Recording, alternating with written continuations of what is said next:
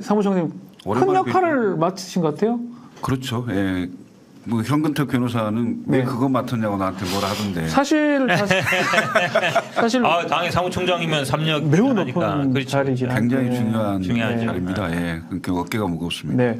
어떻게 좀 이준석 대표님 또 위원장님이죠. 또 천하람 위원장님 어떻게 좀 잘 호흡이 잘 되고 있습니까? 예. 신당 창당. 뭐 훌륭한 분들이고요. 지금 저희가 당원 사이트를 이제 개설했죠. 어제 12시에 했는데 몇 명입니까 지금? 지금 오늘 아침에 제가 나오면서 보니까 33,000명이 넘었죠. 엄청나네. 아마 지금 오늘 아마 12시를 지나면 35,000명을 넘을 것 같아요. 엄청나네. 엄청난 폭발력이 있는 건데요. 예. 대부분 다 자발적이고요. 종이당원이 하나도 없는 거죠. 그러니까 온라인 사이트로 들어와서. 가짜가 아닌 거죠 다. 다 진짜죠. 예, 전부 본인 인증해야 되는 상황이고요. 예. 그렇습니다. 지난번에 처음에 뭐 지지 그룹 모았을 때는 몇 명 모았었죠 그때? 그때 6만 명이 넘었는데 그 부분하고는 조금 달라요. 그때 당원으로 하는 당원으로 구글폼으로 이제 그 네트워크 형성하겠다 뭐 이런 소식을 전한다는 차원에서 구글폼을 만들었었는데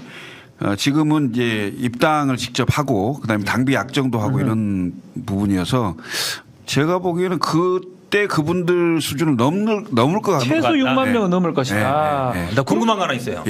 어제 보니까 국민의힘이 갑자기 그 당원 탈당 그 게시판을 없애버렸다 그래가지고 탈당 못하게 하려고. 탈당 못하게 하려고 그런 거예요? 글쎄요, 나는 뭐 시기가 공교롭게 그렇게 아니 되는 근데 게. 입당할 때 거기 난 들어가 보진 않았는데 이준석 대표도 나한테 입당하라고 보내고 여기 사무총장도 나한테 입당하라고 보내는데 들어가 보진 않았는데 거기 들어가면 거기서 국민의힘 탈당이 바로 가능하게 돼 있다며요. 아니요. 아니에요? 예, 그렇게는 안 돼 있고 입당만 가능하게 돼 있고요. 탈당은 팩스로 다 보내셔야 되고. 그러니까 온라인으로 안 되면은 지금 팩스로 보내게. 소문이었네요. 저도 사실은 거기 들어가면 탈당과 동시에 입당이 가능하다고 들었었는데. 그러니까 신문에 그렇게 났는데. 프로그램 설계는 가능한데 그게 이제 뭐 선거법상 약간 문제될 수 있다고. 그래서 그러니까 탈당 못하게 하려고 지금 국민의힘에서 막 폐쇄해버린 거 아니에요? 저는 뭐 그렇게 생각하고 싶지 않은데 많은 국민들은 그렇게 생각하지 않을까요? 보도는 됐죠. 제가 뭐 개인적으로 정말 김철근 우리 총장님 오랜만에 뵀는데 살이 너무 빠지셔가지고. 그래요? 근데 이제 단단해 보이기도 하고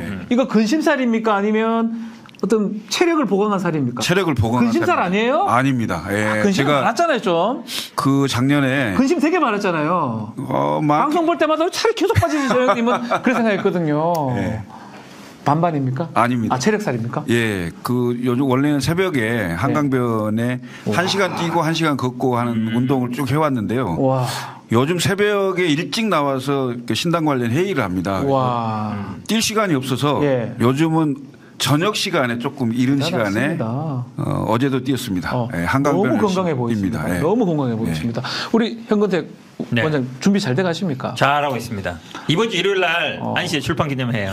자랑하셔도 될 것 같은데 일요일 몇 시에 어디서 합니까? 일요일 날 이번 주 일요일이고 1시고 TLI 아트센터라고 성남시청 맞은편에 있습니다. 주차는 성남시청이 무료로 가능하고 그리고 뭐 추미애 장관님, 뭐 정청래 의원, 뭐 김영민 의원, 이재정 의원 이런 분들 오시니까요. 많이 좀 와서 좀 응원해 주십시오. 고맙습니다. 많이 좀 응원 부탁드리고요. 방송은 이제 쭉쭉쭉 하고 있는데 언제까지 방송 가능합니까? 원래는 11일까지잖아요. 90일 전까지인데 이게 고정하는 거 아니면 그냥 가끔 나가는 건 돼요. 유튜브도 상관없고. 유튜브도 방송 상관없죠. 나가서 뭐 지역구 얘기나 선거 얘기 안 하면 상관없어서 제가 사실은 깜짝 놀란 게 대선 끝나자마자 그전에는 이제 YTN에 일주일에 2번씩 나왔거든요. 대선 끝나고 그 다음 날인가 전화가 왔더라고. 개편한다고. 한마디로 오지 말라는 얘기잖아요. 지난주부터 갑자기 저녁에 좀 나오라 그러더라고. 밤에. 그래서 이게 좀 이상하다. 갑자기 대선 끝나고 나오지 말라 그러더니 갑자기 나온다. 그러더니 나보고 그런 거예요. 왜 그동안 안 나왔어? 이러는 거예요. 그래서 아니 불러줘야 나오죠. 갑자기 불렀어. 그리고 아니 선거 앞두고 괜찮아요? 그랬더니 상관없대. 아마 11일 되면 더 잘하잖아요. 왜 그러냐면 죄송한 얘기지만 11일부터 이제 아주 될 만한 사람들은 잘 안 부릅니다. 이게 뭔 소리야? 죄송해요. 그렇게 판단한 것 같아. YTN 진짜 판단 미스인데 아직 우리 현근택 YTN의 신관계자 아니에요? YTN의 신관계자. 부원장님을 아주 그냥 호수로 봤나? 사실은 방송국이기 때문에 부담스러워. 11일부터는 사실 법적 제한은 아닌데 그렇죠. 방송에 불러서 선거 관련된 얘기를 하면 이제 큰일 나니까 그렇죠. 하는데 아마 많이 좀 출연 좀 해주시고요. 아니, 그러니까 그렇게 얘기해놓고 많이 출연하라고. 어째 지역구는 좀 괜찮습니까? 그러니까 성남 중원구잖아요. 예. 유영찬 의원 지역구고 지금 유영찬 의원이 어떻게 될지 모르니까 네. 지금 원칙과 상식의 멤버이기도 하고 또 이낙연 대표의 최측근이니까 네. 그러다 보니까 뭐 지역에서도 말이 많아요. 뭐 경선을 한다는 운동 안 나가고 아니면 네. 뭐 나갈 거라는 운동 뭐 얘기 많다 보니까 저보다는 아마 우리 김철근 사무총장님이 더 잘하실 것 같아요. 우리 민주당 쪽에 핵심 파이프라인을 다 지금 지금 파이프라인 딱 되고 있으니까 우리 이제 김철근 사무총장이 돼가지고 이낙연 신당은 만들자 말자 합당할 거다 이렇게 얘기를 하던데요. 만들지 않을까요? 제가 보기엔. 만들긴 만들겠죠. 예, 왜냐하면 네. 지금까지 이렇게 뭐 해오신 말씀이 있는데 여기서 스톱할 수 있는 상황은 아닌 것 같고요. 네. 그런데 이제 어떤 형태로 어떤 속도로 할지는 잘 모르겠어요. 그러니까 다 알면서 좀 얘기 좀 해줘. 그런데 이제 제가 알기로는 다음 주쯤에 그러니까. 뭔가 뭐 탈당 선언이나 아니면 뭐 그다음에 뭐 발기인 대회나 네. 이런 것은 할 걸로 보여요. 그런데 이제 당장 현역 의원님들이 같이 활동을 할지 여부는 조금 더 봐야 될 상황 같고요. 근데 저희 이제 그 개혁신당은 굉장히 속도감 있게 가고 있는 거죠. 그러니까 만 하루 만에 2만 명을 넘겼고 네. 오늘 지금 3만 3천 명을 넘어서고 있고요. 지금 그 시도별로 1,000명 이상의 당원이 있을 경우 시도당 창당이 가능하잖아요. 네. 그런 상황으로 보면 저희가 8개 이상의 시도당 창당이 가능한 상황이 돼 있습니다. 그래서 다음 주쯤에는 시도당 창당까지 완료할 계획을 가지고 열심히 하고 개혁신당 있습니다. 홍보하는 게 아니라 지금 알겠습니다. 이낙연 신당하고 합당하는 얘기했는데 또 엉뚱한 물밑 접촉은 합니까? 이낙연 쪽하고? 그러니까 여러 통로로 그러니까 사실은 뭐 저도 호남 출신이고 그다음에 민주당에도 있었고 민주당에서 20년 있었던 네. 그래서 옛날 이제 민주당 활동했던 분들은 많이 알잖아요. 그래서 뭐 윤영찬 의원은 기자 때부터 제가 알던 분이고 그래서 이제 이런저런 소통은 가능한 관계죠. 그래서 그럼 뭐 윤영찬 의원하고도 소통하고 있는 거예요? 그게 제일 궁금하죠. 그게 제일 궁금하시죠. 자, 지금 뭐 바로 이제 다뤄야 될 것 같은데 좀 전입니다. 쌍특검법 거부권 대통령 제가가 떨어졌는 상황인데 일단 총선용 여론 조작으로 만든 아주 악법이다. 야당이 강행 처리한 법이다라고 하면서 지금 결국은 특검법이 이제 거부권 된 상황입니다. 자, 먼저 우리 현 부원장님 어떻게 보십니까? 뭐 충분히 예상되던 네. 바고요. 뭐 그래도 하루 이틀도 아니고 바로 이제 송부하자마자 했기 때문에 네. 결국은 9일 전에 재의결을 해달라, 표결을 해달라 이런 어떤 희망인 것 같아요. 근데 네. 지금 민주당 입장에서는 이게 물론 뭐 시간을 끌고 문제가 아니라 기본적으로 이렇습니다. 그러니까 대통령 김건희 특검은 부인에 대한 것이고 그렇죠. 50억 클럽은 본인에 대한 사건이란 말이에요. 왜냐하면 부산저축은행 사건까지 갈 수 있기 때문에 그럼 본인과 부인에 대한 특검 법안에서 거부한 게 맞느냐 이해 상충되는 거 아니냐 이건 법을 따라서 상식적으로 네. 우리가 예를 들어서 뭐 판사도 자기 사건이나 자기 가족 사건, 친척 사건 못 하거든요. 네. 친척 기피 회피하게 돼 있잖아요. 네. 기본적으로 그래서 우리 민주당에서는 이게 좀 내재적인 한계가 있다. 부적절하다. 그러니까 기본적으로 본인과 부인에 대한 수사를 하는 특검에 대해서 거부하는 건 안 맞다라고 말이 맞지 않다. 권한쟁의 심판이라든 이런 걸 고민하는 것 같습니다. 12년 전에 했던 일이다. 결혼 전에 했던 거고 문재인 정부 동안 2년간 탈탈 검찰이 털었는데 기소도 못했고 소환도 못한 거 아니냐. 그리고 여당의 특검 추천권 배제하고 야당만 하는 게 이게 말이 되냐. 이렇게 설명을 하면서 거부가 된 겁니다. 어떻게 보십니까? 계속 그렇게 하니까 이 상황이 되는 거예요. 예. 지금 국정운영에 엄청난 부담이 되고 있는 건이잖아요. 저는 계속 방송에서 이런 얘기 했어요. 특검을 수용해야 된다. 받아야 된다. 그리고 빨리 털고 가야 된다. 그러면서 박근혜 대통령의 국정농단 사건 예를 들었습니다. 박근혜 대통령이 2016년에 이제 탄핵이 됐는데 탄핵 전해 2015년 말에 이른바 정윤회 문건 사건이 나와요. 그렇죠. 거기에 권력 순위가 나옵니다. 1위 최순실, 2위 정윤회, 3위 박근혜. 이런 얘기들이 시중에 떠돌았잖아요. 그래서 그걸로 문제됐던 사람이 조홍천 민주당 의원입니다. 박관천 당시 행정관이었고. 그렇죠. 만에 하나 그때 그 문건의 내용을 가지고 이게 상당히 문제가 심각하구나라고 그 뭔가 대책을 세웠다면 박근혜 국정농단 사건까지 이어졌겠습니까? 예? 저는 이게 지금 이른바 김건희 특검, 김건희 여사 특검 문제가 도이치모터스 그 사건이지만 네. 최근에 그 유튜브를 통해서 나왔잖아요. 명품 백 받는 거. 디올. 예. 그다음에 그 전에 이미 화장품 등등 그쵸? 뭐 이런 얘기도 있었잖아요. 그리고 녹취록이 나와 있고 영상이 나와 있는 건데 저는 국정운영에 엄청난 부담으로 작용할 것이기 때문에 털었어야 된다. 미리 털자. 지금이라도 수용해야 된다. 늦었지만 지금을 털어야 돼. 예, 수용하는 게 맞지. 만약에 지금 이게 어차피 이제 거부권이 행사됐습니다. 됐죠. 행사돼서 네. 이제 국회로 넘어왔는데 네. 국회가 이걸 빨리 할 이유가 없어요. 내가 보기에는 계속 국민들에게 이런저런 얘기를 많이 할 겁니다. 네. 왜? 선거 앞두고 이거 엄청난 호재인데 네. 어찌되면 호재 아니겠어요? 이미 국민의힘은 김건희 방탄당이 된 거예요. 아하.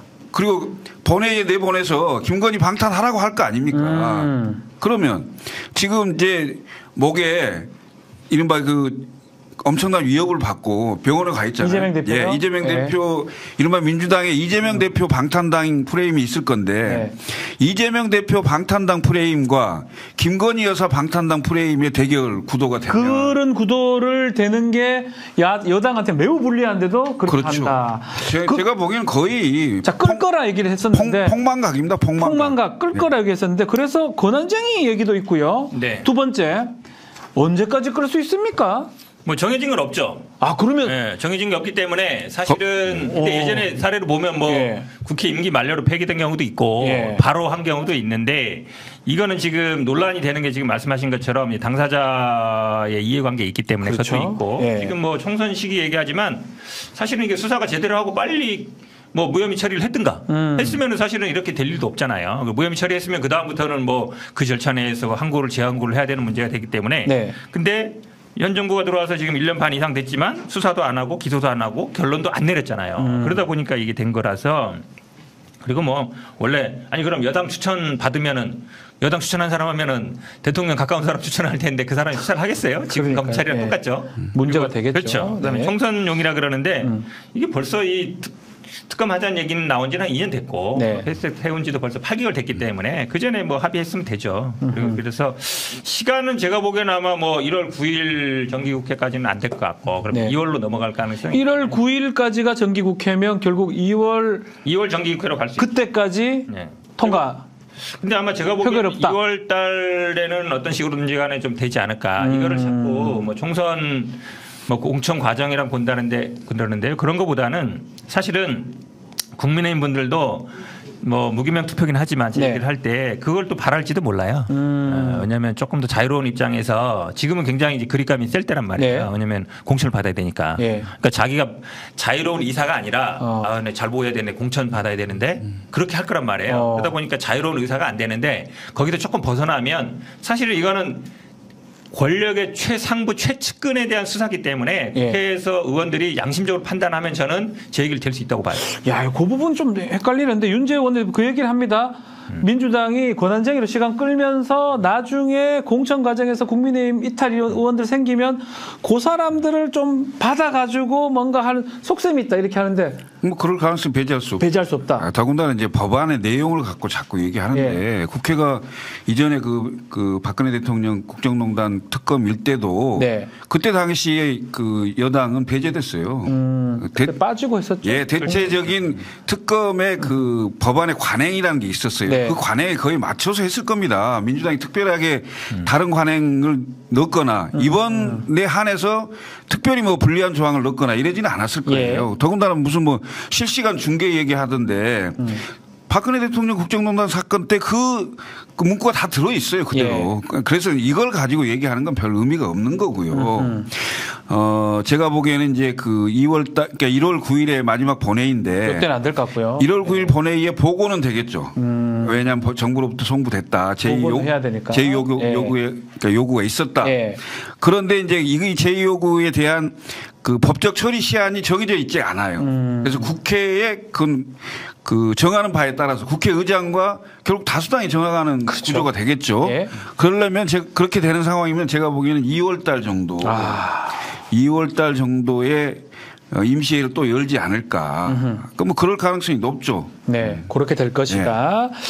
오늘 뭐 홍익표 원내대표도 아주 입장 표명을 했습니다. 국민과 함께 싸우겠다라고 했는데 싸운다. 야, 이거는 뭐 싸운다는 게 다음 스텝은 어떻게 가져갈 수 있습니까? 그 부분도 좀 궁금해요. 지금 말씀하신 것처럼 이거를 국회에서 어떤 식으로인지 간에 지금 아시겠지만 과반 출석에 출석 3분의 2 찬성이 만약에 불출석하게 되면 무조건 통과죠. 통과가 되는 거잖아요. 네, 국민의힘이 안 나올 수 없는 상황이에요. 네, 안 나오면 지난번처럼 네. 180명만 나와도 되는 겁니다. 되는 거죠. 150명 이상 나와서 네. 그중에 3분의 2 이상 출석하면 되는 거기 때문에 안 나올 수가 없어요. 네. 나와야 되는데 또 무기명이니까 네. 이제 그 변수가 있는 거라서.